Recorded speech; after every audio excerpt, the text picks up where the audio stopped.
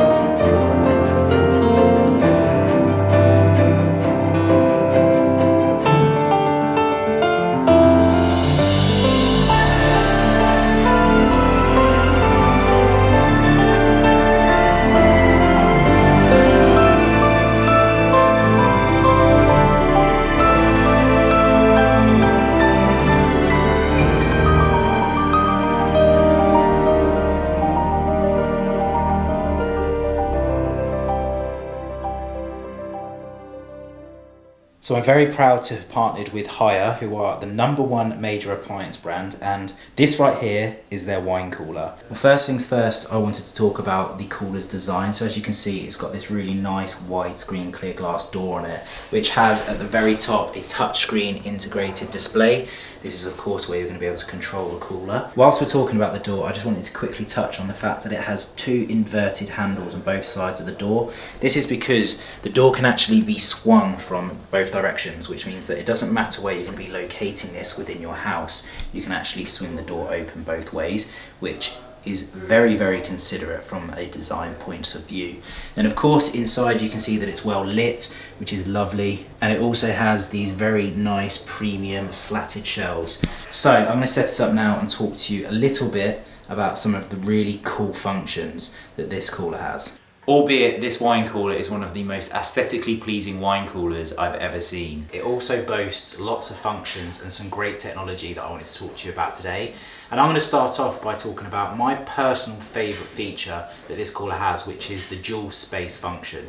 This function gives you the ability to be able to change the temperature from the top and bottom half of the cooler. Why is this so important? Well, for those of you that enjoy wine will know that you drink both red and white at different temperatures. So for example, I have this currently set at a lower temperature at the bottom half of the cooler, so I can store my white wines or sparkling wines down there, and then slightly warmer on the top half, which is going to be very suitable for red. I think this is a really great function because it's so convenient. You don't have to worry about preparing drinks by getting wine bottles in the fridge to cool. They're in there, they're ready to go at any moment on any given day, and I like that. Now, I touched a second ago on the wooden shelves. These aren't just aesthetically pleasing, they're also functional. They actually act as an anti-vibration system, which means that the wine itself won't get a build-up of sediment. So for example, in the household you might have tumble dryers and washing machines that have spin functions on them. Personally, we experience it a lot here as this floor is actually raised above a basement area. That creates a lot of vibrations through the floor, which in turn would vibrate the wine if they were stored on a shelf. These shelves actually prevent that, which is a very smart feature. Now, I referenced that this cooler has some technology associated with it, and I love the innovative idea behind this. There is an app that you can actually connect to the cooler itself called the HON app. The app itself gives you some great control over the cooler, and so if you want to go and find out more information, I go a lot more in depth on my blog post that you may have seen if you're a reader over there, on alligordon.net, so make sure you head over to there, which I'll also divulge a little bit more on the machine itself anyway. So if you do want to find out a little bit more information on any elements, it's going to be all in that blog post, so do make sure you head over there. There is a 77 bottle capacity version of this cooler, but this particular one behind me right now is a 42. The aesthetics of the machine are going to be exactly the same, apart from, of course, the 77 bottle one is going to be slightly taller. Now, whilst I've been working in the office, something that I have picked up on is how quiet this machine is, and I think that that's a testament to how well it's been built. Now, if you are interested in this wine cooler, or you want to find out any more information, then I will be leaving a link down in the description box below, as I always do. But we are going to get cracking now with the day, so I'm going to go and get changed into some scruffs, and I'm going to get myself into the garden. I've just finished off getting ready in some more appropriate gardening gear. One of the builders has just arrived outside and he's brought his dog with him. And so you guys probably know better than I do the importance of socialising dogs, especially puppies when they're younger. So I'm going to seize that opportunity. I've just spoke to him and he's happy for me to introduce Porter to the Labrador. So I'm going to take him into the garden now. I'm going to quickly put his jacket on actually, then take him into the garden and yeah, see how they get along. You ready, big boy? Yeah? You ready? Yeah? You excited? Yeah? Come on then. Come here.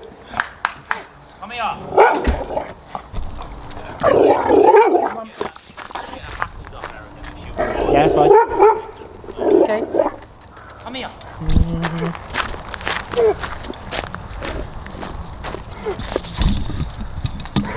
Ready for it? Hey, Pa. Yep. Sit. Just running away already. Nice. Well done. Yeah. Well done. Good girl. Good girl. You let him know. You let him know.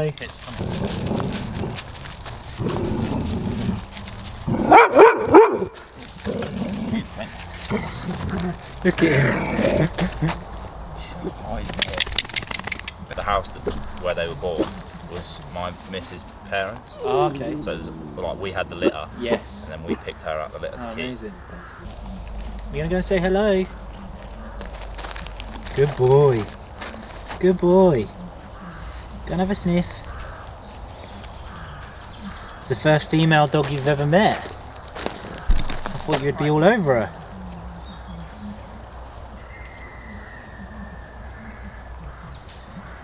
Is this normal? They're just completely not fussed by one another.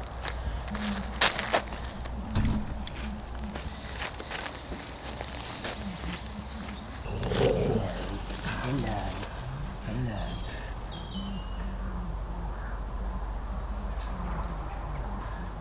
Good girl. It's good for them to get some form of Social. He just doesn't meet anyone. no. Any dogs. I was gonna say when I brought her that you might want to introduce him, but you never. I don't. How long have you had him now? It's got to be about 4 months. Yes. No, sorry, it's 4 months old. Yes. We've only had him about 2 months. Yeah, about one. He's had his jab. Yeah, that was the only thing I wasn't sure about. Yeah, so I couldn't he's remember had those. how long he's been here. How calm are they? Recall. It helps that like you can get like little treats that aren't We've got kibbles. It's not basic, treats. but you can get it's like 0 calories essentially, so don't gain any weight. But if you just keep them on you all the time when you take them out, that helps a lot. An incentive, So they basically just know every time they come back to you, they're going to get some sort of. It reminds them that there's an incentive to come back. Yeah, when we were doing it, so I don't really, because do you know what I mean? I'm with her all day. I don't even recall her that much at all. She barks at everyone, which is her only flaw. She barks at fucking everyone.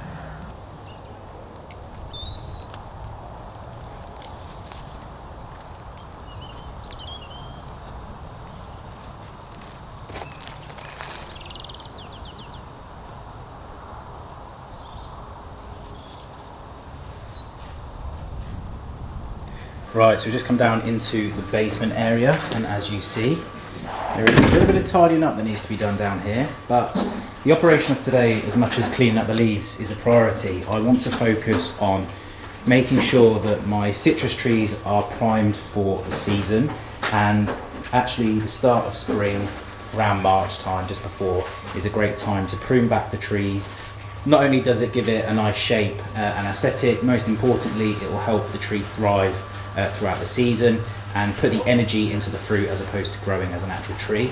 So as you can see at the moment, the tree itself is actually quite congested, so there's not going to be loads of light that's going to be able to get into the centre. They've done a pretty good job at the garden centre of trimming up all of the sprouts that were coming out of the actual trunk, but as you work up into the tree itself, there are still some areas where this can be thinned back a little bit, and we're going to take a little bit off the top again just to help encourage put energy into the right areas.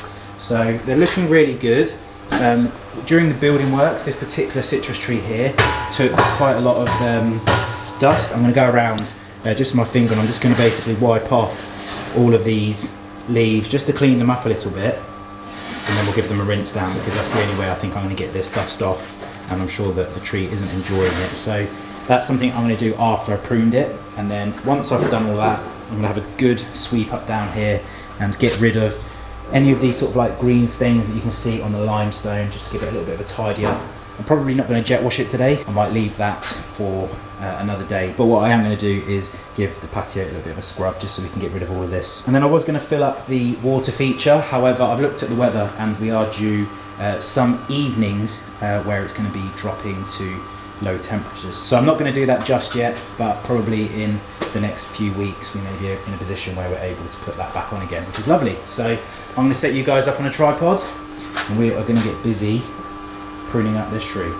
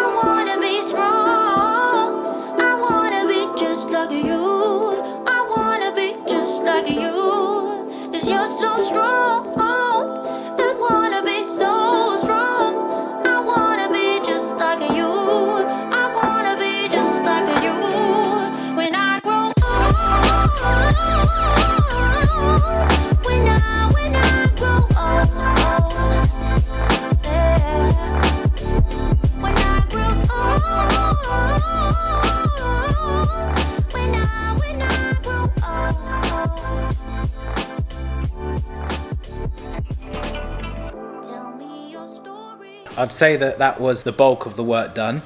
Now that I've got the trees trimmed up, which I'm pretty happy with, they've got a nice little circular shape to them. This one isn't as neat, but there's lots of fruit hanging on the ends and I just didn't want to sacrifice them. So I've left the fruit on the tips, but both of the trees are doing really well. Like I said, I'm going to quickly give this a little bit of a tidy up with my fingers, and then I'm going to give it a quick moisture, pH, and well, I'm not going to test the light. But I'm going to do those checks to see how much moisture and what the pH levels of the soil are, and then I'm going to give it some citrus feed and a little water just to make sure that they're primed for growth over the next few months.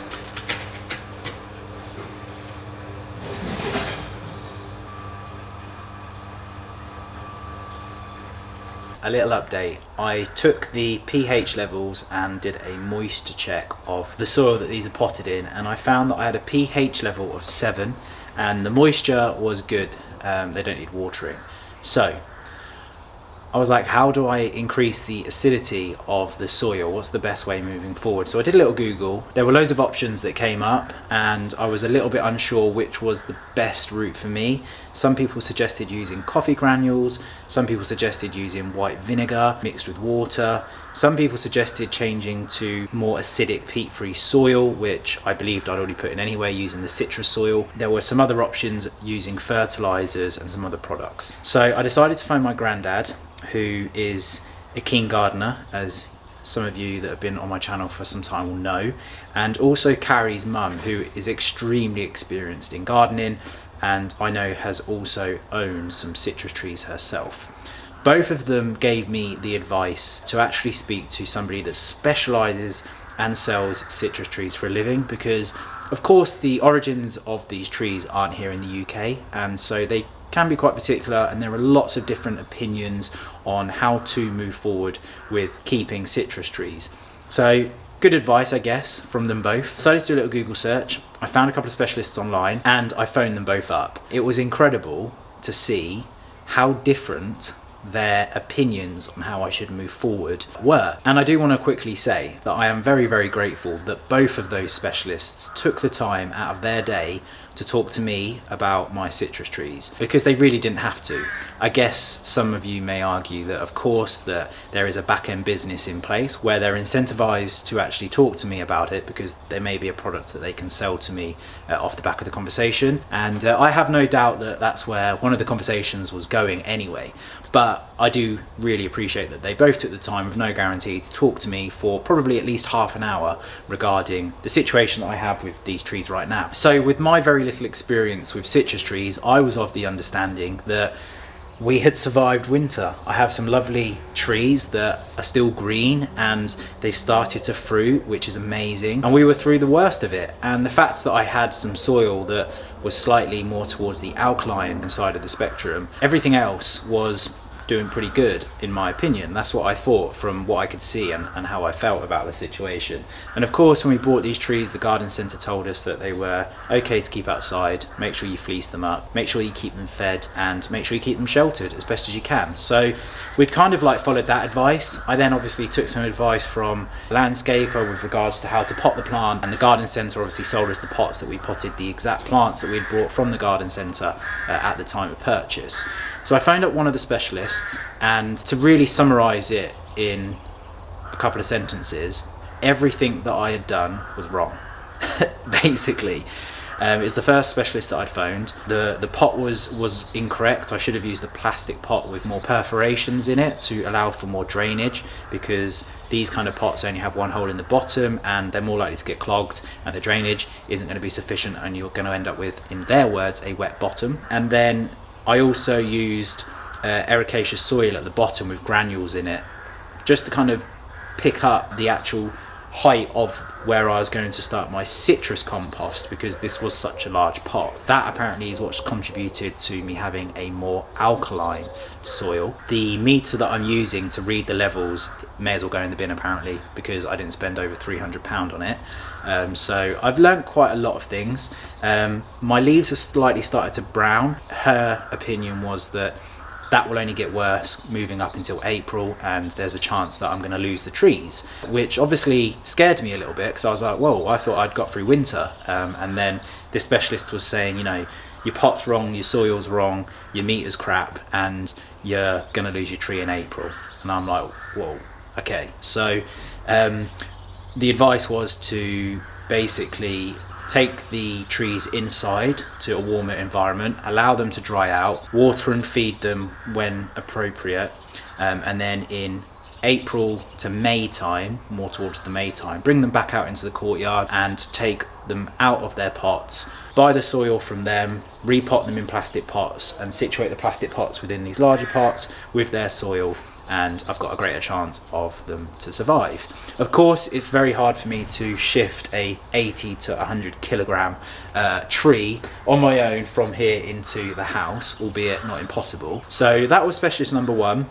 Got me a little bit concerned and a bit worried, because I thought I'd got through this winter. And so I decided that I really do need to speak to another specialist. So I phoned up the second specialist, and they had a completely different approach. It was very much pinch of salt. Everything that they said was like, look, these trees they're pretty easy to maintain. They're not particularly that fussy. You can prune them when you want. You know, of course they need to be watered and stuff, but they're relatively straightforward. The only thing that they are very particular about is the weather, and they don't like it when it's too cold. They don't like the fluctuations of the extreme heats and the extreme colds, and of course they don't like the frost. So her suggestion was to fleece the trees, which is what I had been doing over the whole of the winter, and that should be sufficient. She has some trees at home that need fleecing, and she does the same thing, and particularly because these trees are slightly more developed, they're a little bit more mature, she felt that they would survive a winter even with a little bit of frost damage, which I had found on the trees. Nothing that was going to kill the tree, just protect it with the fleece and that'll be suffice. Don't worry about changing your soil or your pot, that will all be fine. Just give it the appropriate feed, which I told her the feed that I was using, which is Citrus Focus, and she was like, perfect, that's great. Continue to use that. There's a winter and a summer feed, make sure you use the right one and give it a feed every month and you should be fine. So she kind of like flipped on the head a little bit what the other specialist has said, and also filled me with a lot of confidence, made me feel like I didn't need to drag these inside and panic about losing the trees altogether. And of course that really suits my situation. Like, I don't want to be dragging these in and out of the house, but on the flip side I don't want them to die. So I think specialist number one was potentially being a little bit cautious, and also was quite keen to sell me their soil as well. I'm not sure. It could be absolutely sound advice and she could be spot on. I could end up losing these trees. I hope not. I hope that it was just a bit of scaremongering to try to get me to buy one of their products. But the second specialist was basically like, you don't need to do anything, just continue doing what you're doing. She told me that the leaves that had the builder's dust on, which if I just show you quickly, so hopefully you can see that there, just on the tip there's quite a large build up of dust, and then some of them are really covered with dust. She was basically like, look, it's not ideal, you can suffocate the leaf a little bit by having that layer of dust over the top of them. It's going to reduce the health of the leaf, so yeah, do give them a wipe off, which I was going to do anyway. The leaves that I had found frost on, which if you have a look just here, you'll see that this is frost damage. It basically looks like somebody scratched off the green coating on the leaf. She said to me that I can go around and pick off up to 15% of the leaves on the tree, and I believe there's probably about 5 to 10% of frost damage on the trees. So that one at the back there has probably got no more than 5% frost damage, if that. And this one's probably got about 7 to 8% frost damage. That's one of the worst leaves as well. So nothing too crazy, but of course it could get worse as we can continue to get cold weather throughout early spring and March itself. So really fascinating. I think it's just a prime example that even when you're speaking to people that really know what they're talking about, there can be some slight disagreements on what's the best way to move forward with certain situations. And I guess we all experience that, and that's why it's so important to gather as much information as possible and make up your own mind and apply it to yourself and what you think is the best scenario for you to move forward with. So I've decided that I am going to go around and I'm going to pull off any leaves that look heavily damaged, have any frost damage on them or any splits or breaks on them.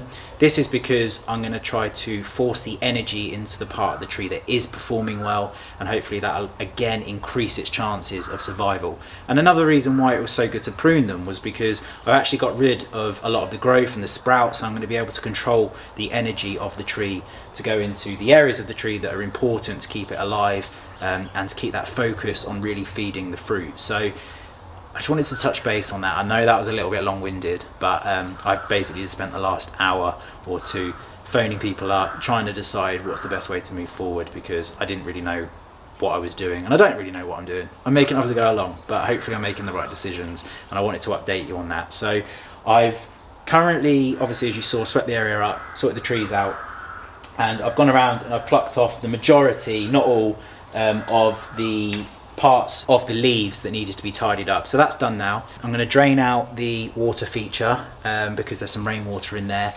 I am then going to put the frost fleeces back onto these pots, and I'm then going to head upstairs into the office because I've just received a little parcel from the girls over at Lauren Casely Interior Designers, because my new lamp has arrived for my office desk. So we're going to open that up and take a look and get it set up on my desk. So yeah, let's get busy.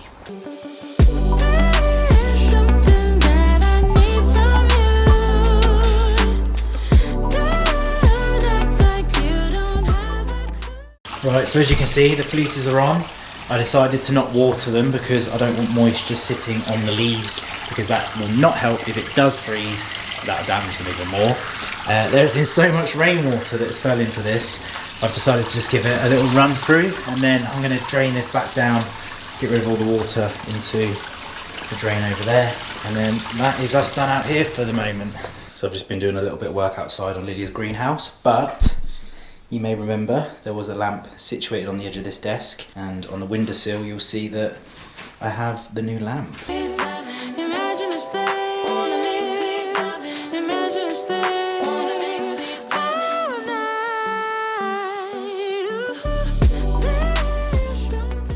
The light's from Rochman and I absolutely love it. It's so nice. I need your help. I don't know what lamp to have in this desk lamp. So, the light bulb that I've got in at the moment that you can see is a cool white. The original lamp had a very warm white lamp in it. So I'm going to switch these over and you let me know which one you prefer. So you can see it's a lot redder, a lot warmer. You can see the lights in the room are slightly whiter. The lights behind me are also slightly whiter, but this does add a really cozy, warm red vibe to the room. So, do I keep it in the original red colour, or do we cool it up like the rest of the lights in the room with this lamp? It's probably only 1,000 or 2,000 kelvins different, but it'd be interesting to hear your thoughts if you can see it easily on the camera. So for now I've just put the white lamps in. I think it looks pretty nice. I've also removed the binoculars from the desk because it felt a little bit more cluttered, because this light has got so much more detail than the original light that was there. I think it looks nice. Let me know what you guys think. I'm sure it's going to be very 50-50 with you all, but I absolutely love it, and really, I'm the person that's got to look at it every day. So that is truly all that matters. Well, today we've got the boys in the garden. They're just working on the edge strips around the pathway. I don't know if you can see just there. I've got some new borders that are being put in. Lydia, as you just saw, is doing some stuff in her greenhouse. She's just taking porter. Look at Lummy running on the inside. She wants in as well. She is a big fan of the greenhouse, little Lumi. There she goes. Let me in, Mummy. Thank you very much. Love it. But anyway, the lads are finally seeding the soil around the kitchen garden. I have been waiting for this moment for what feels like weeks on end. It's going to look so nice when all of this is grown in again. Well, the boys have just finished off outside and I am so pleased with how it's looking out there. It's really starting to come together. It's amazing what just a little bit of edging can do. It feels like the garden has now been properly landscaped almost, because I think the raw edges of that path before just kind of made it look like we had just chucked a load of stones through the middle of the grass, or dirt or soil as it currently is, but that's what it kind of felt like. And now they've just put that edge in it just feels so much neater and tidier, and it just feels more seamless. So I'm very, very happy that that's been done today, and we are yet again another step closer to having that section of the garden finished and complete. It's going to be lovely this summer. Something I might do this afternoon if I get time to is head out and actually dismantle the beehive setup. I'm not sure if I've referenced this before, I won't go on about it too much, but basically I've learned through my beekeeping course that I actually need some more equipment than I already have. And I need to be able to have a working environment that gives me the ability to do something called an artificial swarm. Now, it's very natural for bees to swarm, it's part of their reproduction. However, as a beekeeper, you want to ensure that you're A, not upsetting your neighbours, and B, you have as much control over the colony as possible. So in doing so, I need to make sure that I've got essentially 2 platforms where I'm able to move the hive around on the platforms to be able to perform an artificial swarm.